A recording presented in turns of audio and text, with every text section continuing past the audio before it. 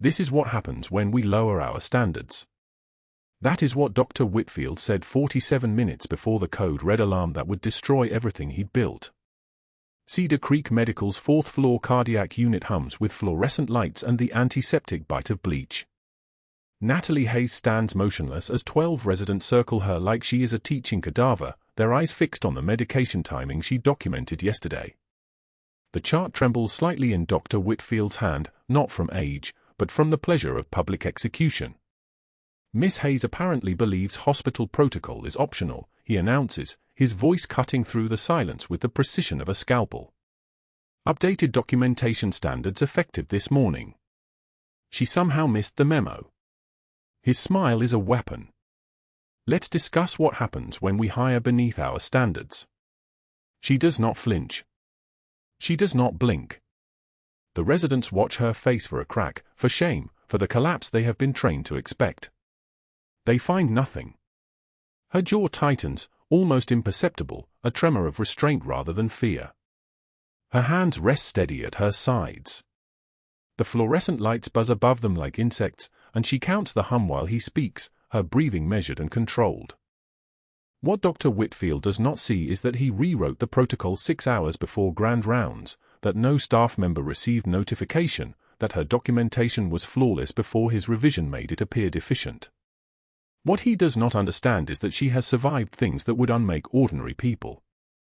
What he absolutely cannot detect is that she is already calculating every exit, every variable, every consequence of what comes next. He dismisses her with a wave. Return to your rounds, Miss Hayes. Try not to damage anyone else's chart before your shift ends. She nods once and walks, her gait controlled, her shoulders squared. The residents part for her like water around a stone. She feels their curiosity burning into her spine, their confusion at her lack of defensiveness, their disappointment at the absence of tears. She hears one of them whisper, "Did she not even try to explain herself?" And she does not slow her pace.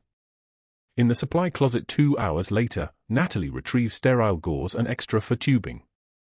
The overhead light flickers, casting shadows across cartons of equipment. She pauses when she notices the file room door ajar, the administrative floor, for stories up, where she was assigned to cover tonight while the usual staff member attended a training seminar. She had seen something up there. Something that had made her stop mid-step, her hand frozen on a manila folder that did not belong on a medical floor. An imaging equipment contract. 5 pages. With payments routing to an offshore account in the Cayman Islands. With initials that matched Dr. Whitfield's signature block. It was not her business. She knew this. She had lived a life where knowing things was dangerous, where seeing things got people killed, where the only survival strategy was absolute discretion. But the numbers in that contract had burned themselves into her memory. $470,000. Monthly. For phantom patients who never existed. For MRI scans that were never performed. For CT protocols billed to insurance companies while real patients waited in hallways. She had seen the pattern immediately. The civilian world was not so different from operations in Marja. Deception followed the same architecture. Exploitation required the same careful layering. She closes her eyes and breathes. When she reopens them, Dr. Whitfield stands in the doorway of the supply closet. He says nothing. He simply watches her, his eyes calculating, his face the mask of a man who has just placed the final piece of a trap he has been building for weeks. The lights flicker again, and in that moment of darkness, she understands that he saw her. That night on the administrative floor. Near the file room. Long enough to know that she knows. "Miss Hayes, I need to discuss some documentation irregularities," he says, his voice smooth as oil. "Nothing serious. Just a pattern I have noticed in your recent work. We should probably schedule a formal meeting." He does not move from the doorway. He is testing her. Waiting to see if fear breaks her composure. She meets his eyes with absolute stillness. Her hands do not reach for anything. Her breathing does not change. When she speaks, her voice is even, professional, empty of emotion. "Of course, Doctor. Whatever you need. She does not tell him that she understands exactly what he is doing. She does not tell him that she has already begun calculating how to protect herself. She does not tell him that people far more dangerous than him have tried to intimidate her, and that she is still here while they are not. He nods, satisfied with her passivity, and steps aside to let her pass. The rest of her shift moves like a nightmare in slow motion. She checks vitals on Captain Morrison in room 412, running her steady fingers over the monitor while he watches her with unfamiliar intensity. She notes his post-surgical recovery, excellent wound healing, no signs of infection, cardiac rhythm stable on the EKG, and documents everything with the meticulous precision that has become her armor. When he asks her name, she tells him. When he stares at her name tag with confusion, she does not ask why. She simply continues her rounds. At the vending machine, waiting for her coffee, she hears his voice before she sees him. "Clear your locker by Friday," Dr. Whitfield announces, loudly enough for the entire break room to hear. The termination notice drops from his hand onto the linoleum floor with a sharp papery snap. "Or security will escort you out. Your final paycheck will be mailed." Two nurses look up from their phones. A resident pretends not to hear. The fluorescent lights buzz overhead like a heartbeat. She retrieves her coffee, her hands completely steady, her jaw so tight it could cut diamond. She does not pick up the notice. She does not defend herself. She does not even acknowledge him as she walks past, her white shoes clicking against the tile in a rhythm that sounds like a countdown. In the parking garage at shift's end, she sits in her 2008 Honda with the dead engine that she cannot afford to fix on a nurse's salary. The vehicle groans when she turns the key, metal on metal, failure on failure. Her forehead presses against the steering wheel, and she allows herself exactly 3 deep breaths. In the passenger seat, a gym bag containing a pair of worn combat boots. Marja dust still embedded in the treads. Laces marked with military precision. A tarnished pin made from aircraft wreckage and shrapnel clipped inside the collar, hidden from view. She stares at those boots and allows herself to think about who she used to be. Master Chief Petty Officer. 19 combat deployments. Unit call sign, Reaper 6. For Bronze Stars. The kind of woman who could extract a wounded Marine from a burning compound using nothing but rope and willpower. The kind of woman who could read an enemy's intentions in the way they breathed. That woman had walked away from all of it to become invisible. Now invisibility was being taken from her too. Her phone vibrated. A text from an unknown number, command called. Status. No name. No signature. Just the message that meant everything was about to change. She stared at it for 40 seconds, then deleted the thread and set the phone face down on the seat. What she did not know was that Captain Morrison in room 412, the one she had checked that morning, had regained consciousness 6 hours ago, asking for the nurse who had assessed his vitals with the hands of someone who had held lives together in war. What she did not know was that he had seen something in her scar tissue and the particular way she moved through space that had triggered a memory from Marja. What she did not know was that his phone was ringing right now in his hospital room, and that he was about to make a call that would begin to unravel everything Dr. Whitfield had carefully constructed. But for now, in the silence of her useless car, Natalie Hayes sat alone in the dark and wondered if she had made a terrible mistake by choosing mercy over vengeance, compassion over strategy, a life of quiet service over the only world where she actually made sense. The supply closet was narrow and airless, lit by a single bare bulb that cast everything in institutional yellow. Natalie stood with her back pressed against the shelving unit, surrounded by wound dressings and 4 bags, and allowed herself 3 deep breaths. Just 3. That was the rule she'd maintained for 15 years, 3 breaths in moments of rupture, nothing more. The first breath came through her nose, slow and measured. The second followed the same deliberate rhythm. The third completed the cycle, and her hands stopped trembling before they'd ever had the chance to start. She reached into her gym bag and pulled out the combat boots. They were tan desert leather, scarred and creased from 7 years of wear across 2 continents. The soles were worn through in places.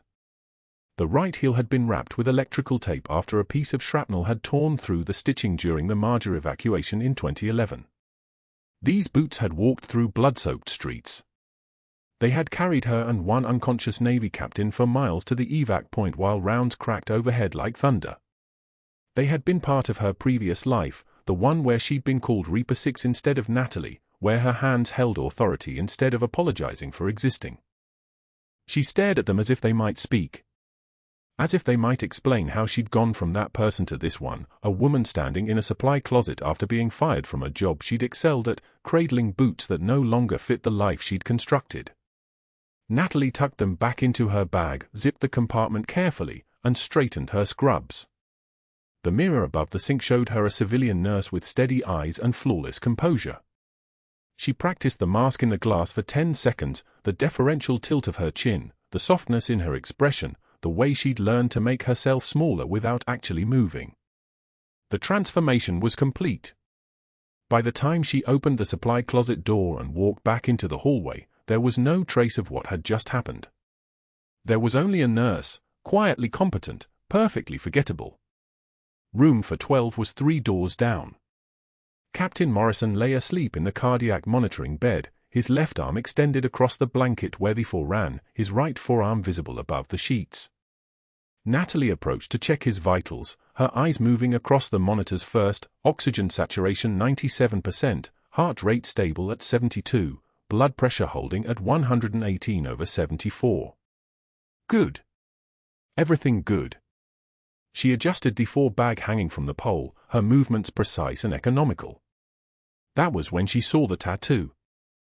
It was a simple design, black ink slightly faded from 15 years. Her name?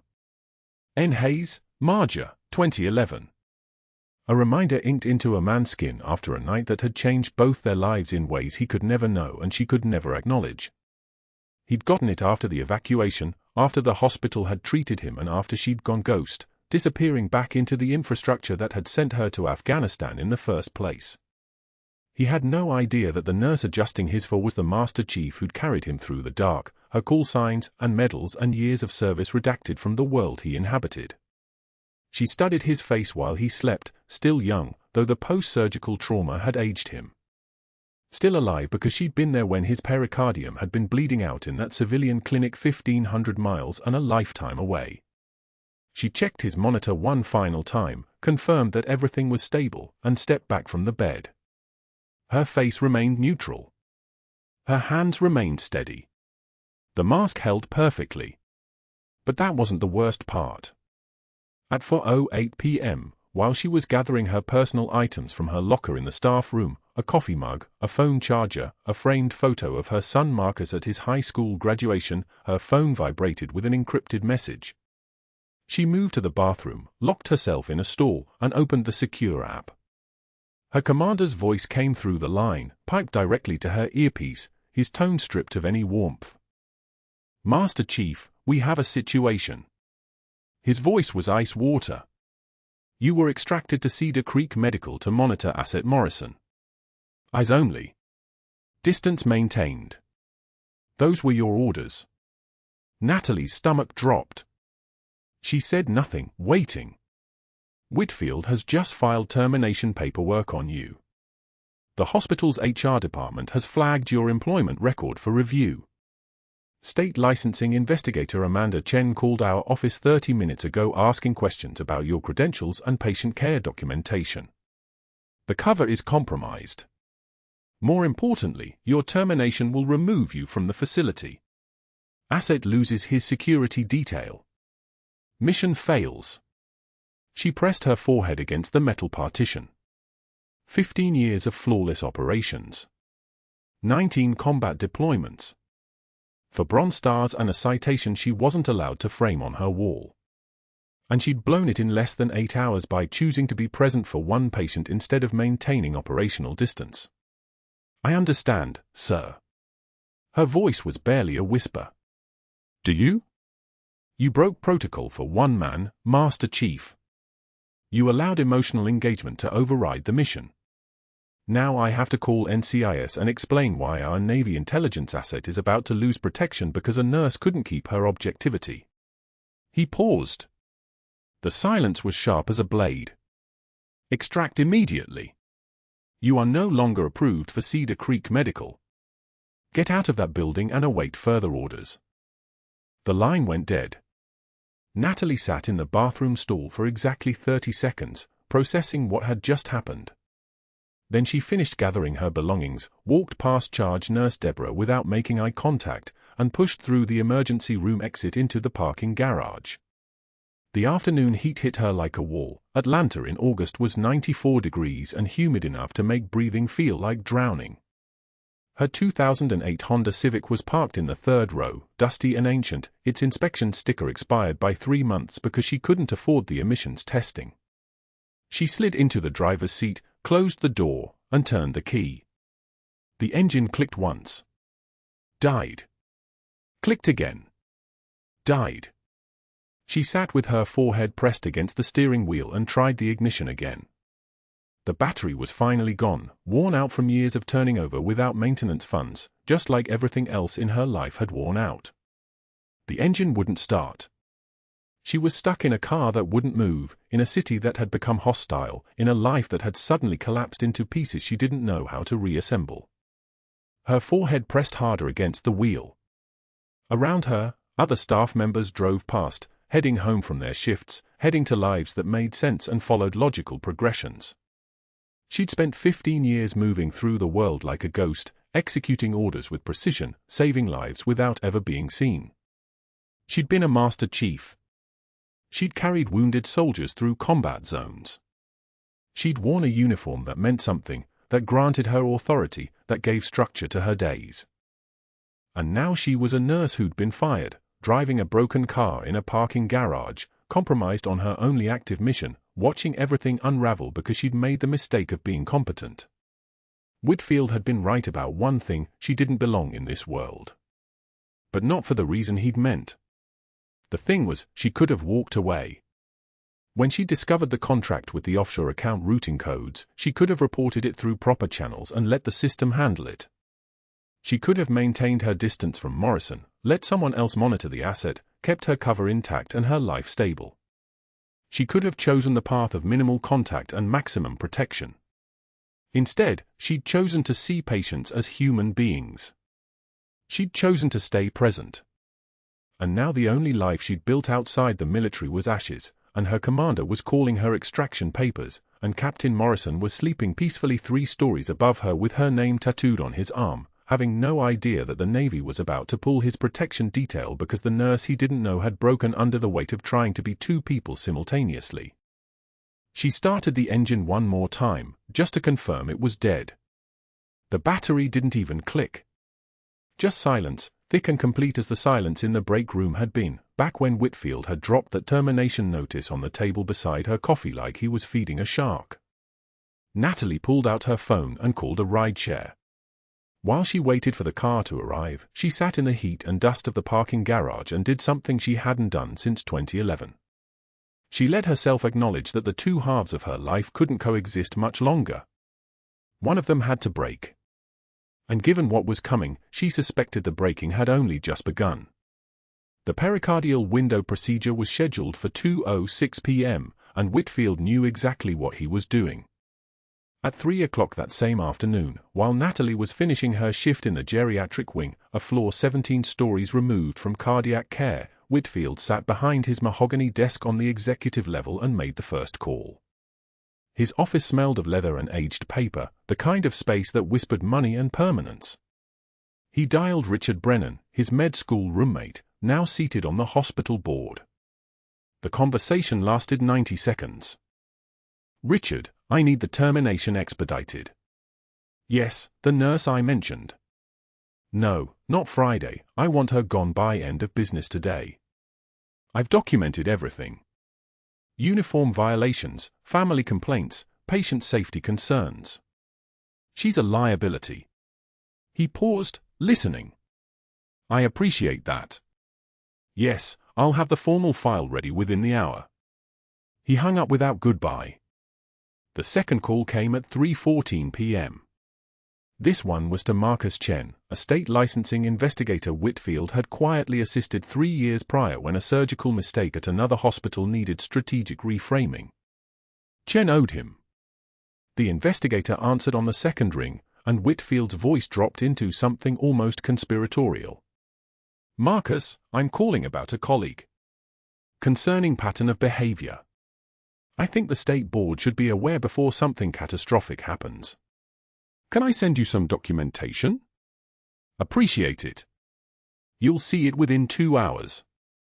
He ended the call and pulled up an email template he'd prepared that morning, a fabricated chronology of complaints, all with dates, all with invented witness names that would take weeks to cross-reference. The third call was at 3:28 p.m. This one to an external auditor named Kellerman who specialized in hospital billing reviews. Whitfield had paid him $40,000 2 years ago to audit some creative coding practices and find nothing. Kellerman answered on the first ring. "Gerald, I need a favor. We're conducting an internal review of a nurse's performance. I want an external perspective on her documentation practices, medication timing, charting accuracy, that sort of thing. Can you come in tomorrow?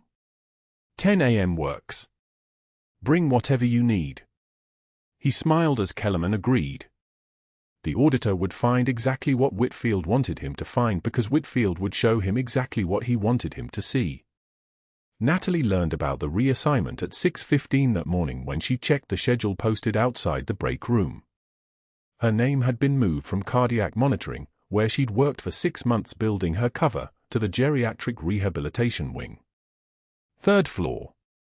The cardiac unit occupied the 5th floor.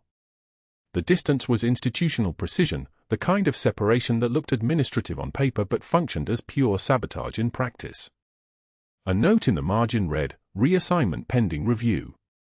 No cardiac unit access." She stood motionless for 7 seconds, reading the same lines twice. Her jaw tightened. Nothing else moved. Around her, day shift nurses passed with coffee cups and stethoscopes, oblivious that they were watching her calculated military operation collapse in real time.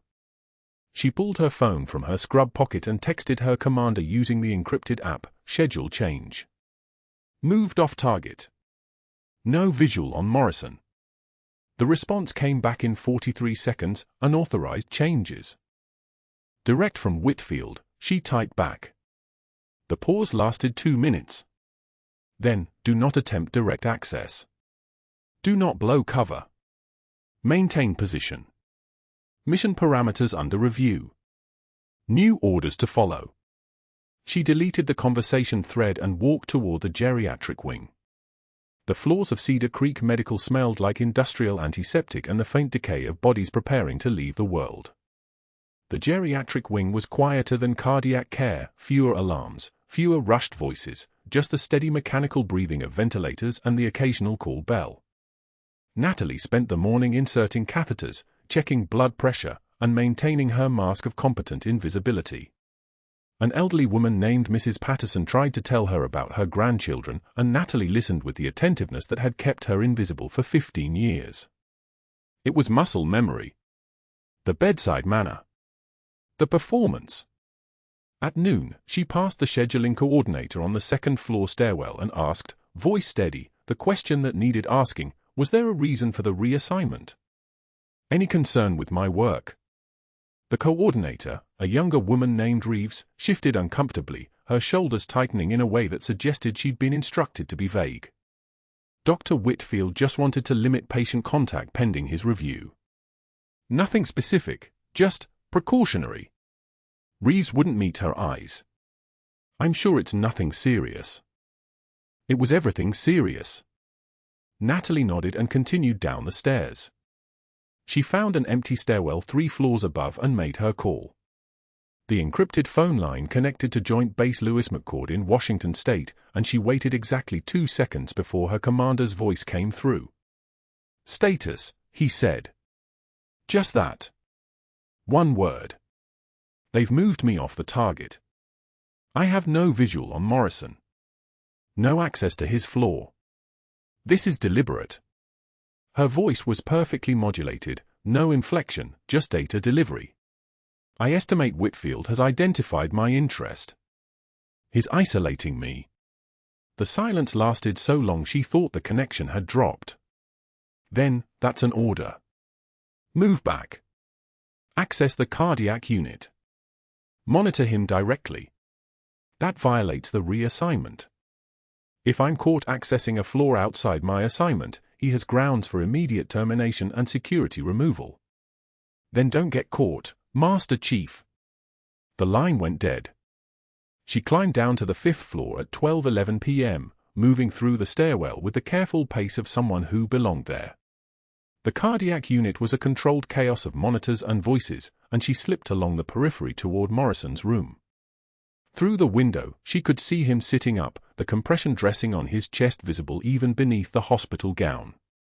A Navy officer she didn't recognize sat in the chair beside his bed, young, athletic build, the precise posture of active duty. Morrison's handler, she calculated. Or liaison. Whitfield was standing in the hallway 14 feet away, reviewing a chart with one of the residents. She turned and walked away before Whitfield could turn his head. But he had turned his head. His eyes tracked her movement down the corridor with the precision of a predator noting prey at the edge of its territory. Natalie felt his attention the way combatants feel muzzle flash, the immediate knowledge that you've been targeted. She didn't increase her pace. She didn't glance back. She simply continued toward the stairwell with the calm of someone who had nothing to hide. 30 seconds later, a voice behind her, Nurse Hayes. She stopped but didn't turn. Every muscle in her body wanted to move, to run, to strike, to do anything but stand perfectly still. Instead, she turned with controlled smoothness and faced him. Whitfield stood 2 meters away, his white coat pristine, his smile a surgical blade. His presence made the air pressure change, like a predator has filled the space where prey should exist. Something you need on this floor. His voice was honey-poured over razor blades. I believe your assignment is the geriatric wing. Or have you already forgotten the reassignment? Just passing through, Doctor. Her voice was lower than his. Flatter. The voice of someone who had learned not to use inflection as a weapon, yet. He stepped closer. Not threatening, not yet, just territorial. When he spoke again, his voice dropped to something almost private, meant only for her ears. I know you saw those files. And I know you're smart enough to understand what happens to people who see things they shouldn't. He paused, letting that sink in. Friday. Don't make me call security early. She held his gaze for exactly 2 seconds. Long enough that he would remember it. Short enough that it wasn't a challenge. Then she shifted her weight and began walking toward the stairwell. He didn't follow. He didn't need to. The damage was done. At 2:44 p.m., the PA system crackled to life with that peculiar sound that precedes overhead announcements, the whisper of electricity through aged speakers, the sound like static before thunder. Stat orthopedic surgery consult needed in OR 3. Stat pericardial window procedure, OR 3. Anesthesia, ready in 10 minutes. Pericardial window, Captain Morrison, post-op complication, cardiac tamponade development. Natalie was charting Mrs. Patterson's medications in the 3rd floor geriatric wing when she heard it. The code was specific. The surgeon was identified. The operating room was assigned. Whitfield himself would be supervising. And she, officially reassigned from cardiac care with a note on the schedule that explicitly prohibited her access to that floor, had no authorization to be anywhere near that operating theater. She closed the patient file. Set down her pen. Did not move for 6 seconds while the implications of the next 3 hours calculated through her mind like trajectories, distances, and points of no return. That was the last moment before everything changed. The code red alarm shrieked through Cedar Creek Medical at 2:44 p.m. like a scream that wouldn't stop. Captain Morrison's post-surgical pericardium was filling with blood, pressure crushing his heart from the inside, and his body went rigid in the hallway outside the cardiac unit. Cardiac tamponade. The crash cart team was 60 seconds out. Natalie was 30 feet away, officially prohibited from cardiac patients, with Whitfield's termination letter in her locker and his threats still echoing through her skull like artillery fire. 3 seconds to decide. Follow orders. Maintain cover. Watch him die. Or break every protocol for the man she'd already carried for miles through Marlborough streets when the world was fire and screaming. Her body moved before her mind finished calculating the trajectory. She was at Morrison's side. The hallway emptied around her like water parting. Her hands moved on their own, muscle memory taking over, the same hands that had applied tourniquets in 110-degree heat, that had held pressure on wounds while Blackhawks descended through clouds of dust. I need the pericardiocentesis kit. Now. Her voice wasn't a request. It was a command. It carried 15 years of authority that made a junior resident drop his clipboard and sprint toward the supply room. You're not assigned to, the resident stammered. Get me the kit or he dies in 90 seconds. Her eyes never left Morrison's face, his skin already the color of chalk, his chest heaving against ribs that couldn't expand anymore. The kit arrived. Sterile field. Betadine. Her hand steadier than a surgical laser as she positioned his body, her fingers finding the angle she'd performed on wounded Marines in field hospitals where electricity was a luxury and anesthesia was a memory. The needle, 14 gauge, long enough to reach the pericardial space, slid in with the precision of someone who'd done this when the alternative was a body bag. She drew back on the syringe. Dark blood. Blood that shouldn't be there. Blood that was crushing his heart like a fist closing. The hiss of air escaping. The release of pressure. His chest expanded. His breathing unlocked. Vital signs climbing. Oxygen saturation rising from 68 to 78 to 85. Heart rate dropping from 142 to 128 to 105. Sinus rhythm stabilizing. The attending physician, Dr. Ramirez, arrived just as Morrison's color began returning to human instead of death. She watched for 3 seconds without speaking. Then she stepped back. Where did you learn to do that? Ramirez asked. Natalie didn't answer. She stripped her gloves and walked away without looking back, her hands completely steady, her face showing nothing at all. At 6:02 p.m., she was in the locker room collecting her belongings when Whitfield entered with 2 security guards flanking him like satellites. The lockers hummed with fluorescent light that made everything look dead. You were explicitly prohibited from cardiac patients, Whitfield said. His voice carried the satisfaction of a man who'd finally trapped something he'd been hunting. You violated direct orders. You're terminated for insubordination and protocol violation. These officers will escort you out immediately.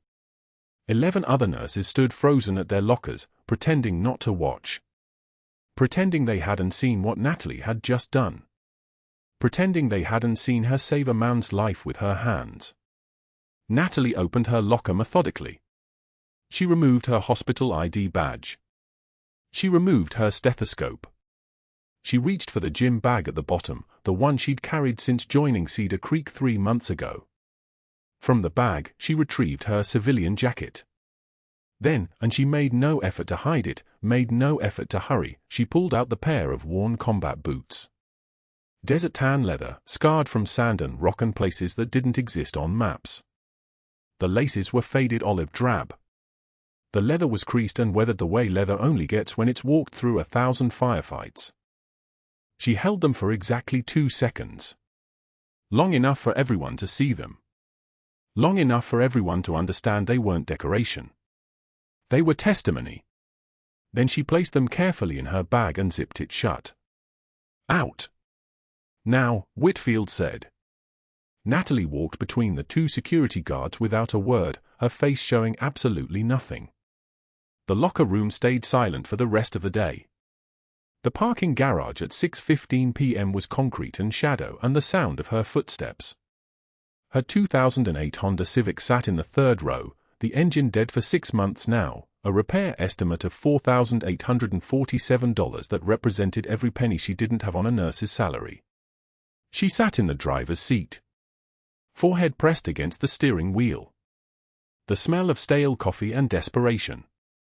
Her phone buzzed at 6:23 p.m. A text from her commander. Encrypted app. 5 words. You broke cover for one patient, Master Chief. Extract immediately. 15 years of flawless operations. 19 combat deployments. For Bronze Stars with Valor. 2 Purple Hearts. A Navy Cross that lived in a lockbox because wearing it would require explanations she couldn't give. And it had ended in a parking garage with a dead engine and a termination letter and the understanding that Morrison, the classified target she was supposed to protect, the captain she was supposed to observe and report on, now knew her face, knew her voice, knew she'd saved him. Which meant everyone would know. Within hours. Within minutes, probably. She closed her eyes. The worn combat boots were on the passenger seat, visible in the grey afternoon light. Marja. 2011, 4 miles. Enemy contact the entire way. And she'd never stopped running. Now she couldn't run at all. That was when her phone rang. Not a text. A call. The number that only rang when someone was coming. Someone official. Someone with authority stacked like ammunition. It was her handler. Master Chief, we need you to listen very carefully. Do not move from your vehicle. Do you understand? Understood, she said quietly. Captain Morrison is awake. He asked for you by name, your real name, to Dr. Ramirez. She documented it. He's also made a call to Naval Intelligence Headquarters and specifically requested to speak with his former unit. The operation is no longer covert. The Admiral is mobilizing right now. There's a car 3 minutes from your location. Natalie opened her eyes. The parking garage ceiling was concrete and fluorescent light and rust. The smell of diesel exhaust drifted from somewhere deeper in the structure. What about Whitfield? She asked. He's currently in an emergency board meeting with hospital administrators and his outside counsel. He's trying to justify your termination and lock down his position before word reaches the hospital's legal team. He's not going to succeed. But he's going to try very hard in the next 16 hours. A pause. Master Chief, you stayed operative in cover longer than anyone in this division's history. You didn't break. You saved that man's life again, and that was the right choice. You did the right thing. The Admiral will tell you that herself when she gets there. Yes, Natalie said. The line went quiet. 3 minutes meant something different when you'd spent 13 years waiting for extraction that might never come. It meant the smell of the car's worn interior, the sound of her own breathing, the weight of those combat boots on the passenger seat reminding her of who she was underneath the scrubs and the clipboard and the deferential nods. 3 minutes. And then the doors would open. And then everyone would finally know. But that wasn't the worst part. The worst part was understanding that everything Whitfield had built, every ally he'd called, every threat he'd made, every fabricated complaint he'd documented, was about to become irrelevant. The worst part was knowing that at 9 a.m. tomorrow, when the Admiral walked into that hospital and started making phone calls, Whitfield would realize he'd been building a defense against the wrong enemy. The worst part was knowing he'd never seen her coming. The worst part was understanding that this quiet nurse in a dead Honda in a parking garage had just changed everything. At 9 in the morning, the conference room doors opened and Marcus walked through them like he was walking into enemy territory. 17 years old, shoulders back, hands shaking so hard the shadow box rattled against his chest. The medals caught the fluorescent light, bronze catching gold catching silver. He'd driven to the house, found them exactly where his mother said they'd be, and carried them straight here without telling anyone, because some things a son just knows his mother needs witnessed. The board members stopped talking. Whitfield's face flickered, confusion, then understanding, then something that looked like small animal fear. Captain Morrison stood from his chair despite the surgeon's orders to rest, his legs still unsteady from cardiac surgery, and when he saw Marcus's face he went absolutely still. His eyes moved from the boy to the shadow box to the medals, and his voice came out like a prayer, Reaper 6. Just those 2 words. The room didn't understand yet, but the hospital's security chief, Vietnam vet named Clayton, 58 years old, built like a truck that had been driven straight into another truck, snapped to attention so fast his chair flew backward. Master Chief Petty Officer on deck, he barked, and every veteran in that room, all 4 of them, stood instantly. The non-veterans looked confused. Some started to stand, unsure if they were supposed to. The Admiral's voice came through the speakerphone like a North Atlantic wind cutting through warm air. Master Chief Petty Officer Natalie Hayes. 19 combat deployments. For Bronze Stars. He paused. Every medal, he said, hung in the air like a physical thing. 2 Purple Hearts. Another pause, longer this time. The room had stopped breathing. 1 Silver Star, currently pending approval. Current classified assignment, Naval Intelligence Monitoring of Captain James Morrison, ongoing since hospital admission, which she successfully maintained until a patient emergency forced identity compromise. Silence filled the room the way water fills a bucket. Whitfield's mouth moved but nothing came out. His hands gripped the table edge like it was the only solid thing left in a collapsing world. The Admiral spoke again, and his voice had become something else entirely, not angry, something worse than anger. Something like the sound of a door closing on a man's entire future. Dr. Marcus Whitfield, you are terminated effective immediately for obstruction of a federal investigation, fabrication of employee disciplinary records, and conspiracy to silence a witness to criminal activity. Your medical license is referred to the Georgia Medical Board for permanent revocation proceedings. You will be escorted from these premises by security, and you will be terminated in front of every staff member you humiliated her in front of. This will be documented on video for the federal file. Am I clear? The Admiral didn't wait for an answer. CEO Kozlowski, get cameras rolling. Now. Whitfield tried to stand. This is a mistake. I can explain about the contracts. The equipment was faulty diagnosis. I was protecting Ellen Kozlowski, the hospital CEO, cut him off with 3 words, security. Remove him. Clayton and another officer were already moving toward him, their movement smooth and practiced like they'd been waiting years for permission to do exactly this. Whitfield's face cycled through colors, white to gray to something that looked like exposed nerve. His eyes searched the room for allies. Richard Brennan, his med school roommate, had already stood up and was walking toward the door. The state investigator he'd called, Amanda Chen, was taking her phone outside. His entire network was doing what networks do when federal charges enter the room. They scattered like roaches when the light comes on. The Admiral continued, his voice steady as a metronome. Captain Morrison, you are commended for your service and your integrity in providing this documentation. Master Chief Hayes, your sacrifice of operational security to preserve life is consistent with your service record. Your Silver Star nomination proceeds immediately. The Navy thanks you for your devotion to duty. The Admiral's voice softened, just slightly, but enough that you could hear 20 years of command in it. Welcome home, Master Chief. You're no longer undercover. The room erupted into whispers. Natalie stood in the corner in her Navy dress uniform, the one Marcus had retrieved from storage this morning, the one that still fit perfectly because she'd never let herself become anything less than combat ready. Her face showed nothing. She watched Whitfield get escorted out, his cheap suit hanging on him like it was made for someone larger, someone still whole. He looked back at her one final time, and she met his eyes with the same composure she'd maintained through every humiliation, every fabricated write-up, every false complaint. She didn't flinch. She didn't speak. The silence was punishment enough. Security cleared the room.